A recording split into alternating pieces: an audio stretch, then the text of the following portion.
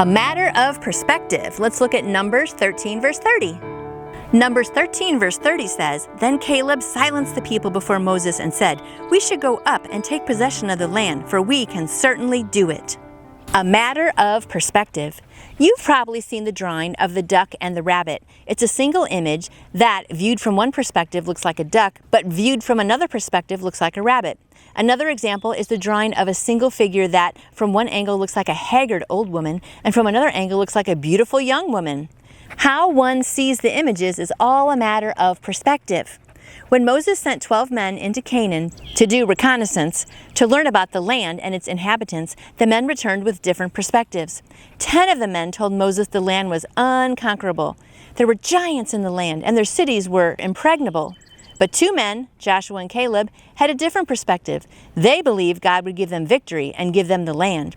Their perspective was this: we can trust God and His promises in spite of the circumstances. We can trust Him in the same way if our perspective is biblical. God keeps His promises to His people. And yes, He does. And that is so interesting, isn't it? How 12 men went out and 10 came back and said, "We can't do this. It's going to be too hard for us to do." And 2 said, "No, we can do it. We can conquer." But all the people listened to the majority, right?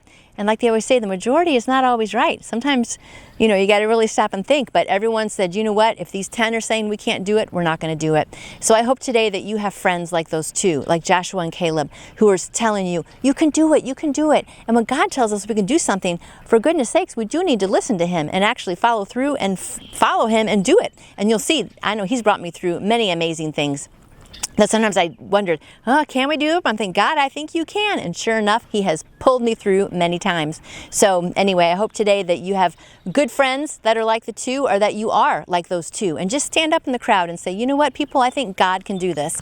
Yes, they can, Mandy. Yes, they can. So I hope you have a good day, trusting God with all His promises and being those 2 and not like the 10. And I'll see you back here tomorrow.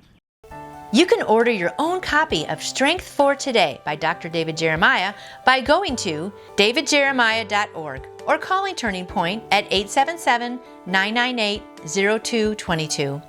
And I would like to answer any question you may have about faith in Jesus. Just email me through my website, nancyjoytoyou.com. I hope you lean on God's strength and have a fantabulous day.